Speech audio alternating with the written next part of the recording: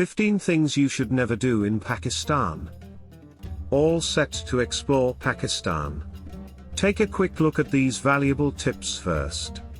Whether you're traveling to Pakistan for the mountains in the north, the sea to the south, the historical sites dating back to the Indus Valley civilization, or the stunning Mughal architecture, some preparation beforehand can certainly make your trip more memorable. Number 1. Don't go without a plan. Planning ahead is strongly recommended for 2 reasons.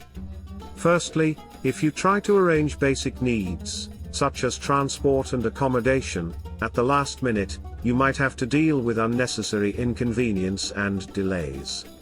Secondly, you should probably create an itinerary, even if it's a tentative one, to make the most of your trip, and giving it some thought is a good idea. Number 2. Never forget to learn some Urdu phrases. Most urban dwellers in Pakistan speak, write and understand varying degrees of English, but it is recommended that visitors acquire a smattering of stock phrases in Urdu to make their journey smoother. Foreigners attempting to communicate in the national language will instantly make them more endearing to the locals. Number 3. Never forget to take note of cultural sensitivities.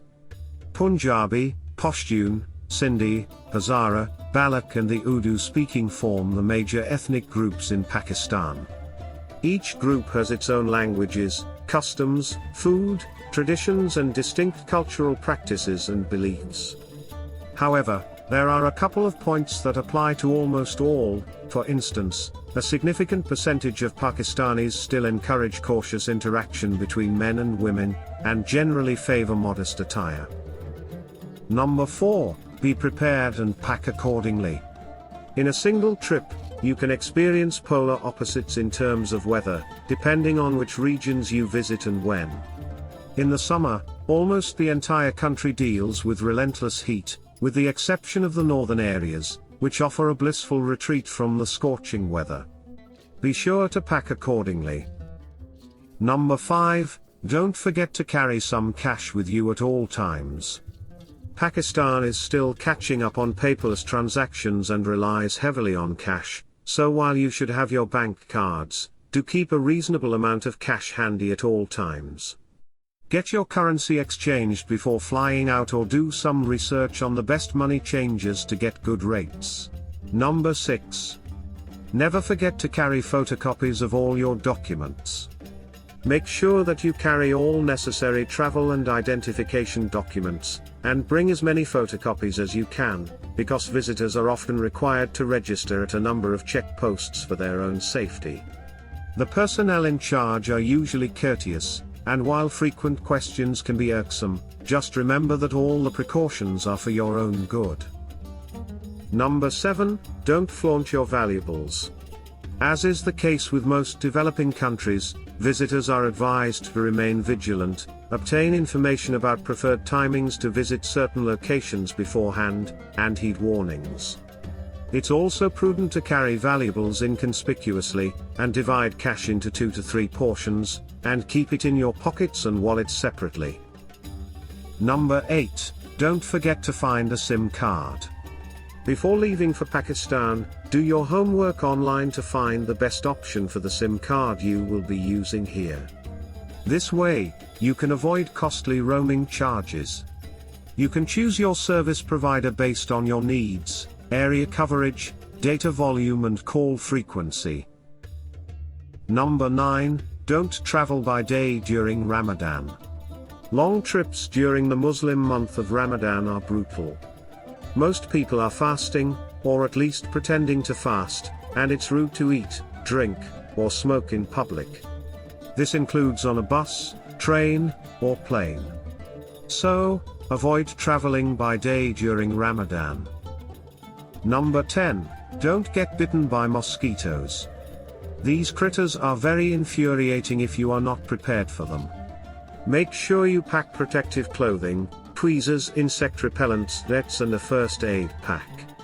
The mosquitoes in Pakistan are many and also there are lots of species. Use mosquito repellents and avoid getting bitten by mosquitoes. Number 11. Don't travel alone. Try to avoid traveling to Pakistan on your own, especially if you are a woman. Muslim laws dictate that women need a male chaperone, mahram, if they are to travel abroad, and it is safe advice to follow for non-Muslims too. You need to be aware of the risk of street crime, and the active black market for passports and credit card fraud. Number 12, don't wear shorts or tight clothing. You may see some local men wearing cargo shorts in posh areas of Islamabad, Karachi, or Lahore, but don't assume you can follow suit. Locals will give you the stare down, and showing skin outside certain neighborhoods will attract unwanted attention. Number 13, don't freak when the lights go out. Make the phrase load shedding a part of your vocabulary.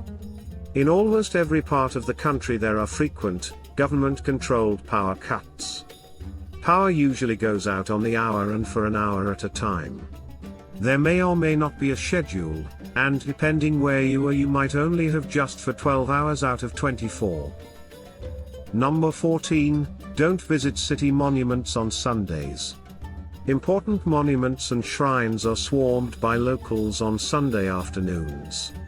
Pakistani tickets usually cost just 10 to 20 rupees, so many families head to forts or parks for picnics on their day off. So, don't visit city monuments on Sundays. Number 15, never criticize religion. In more conservative settings, do not denounce or critique religion, only provide praise and appreciation. More broadly, a Westerner's interest in religion can be viewed with suspicion. Therefore, avoid being the one to bring up the topic.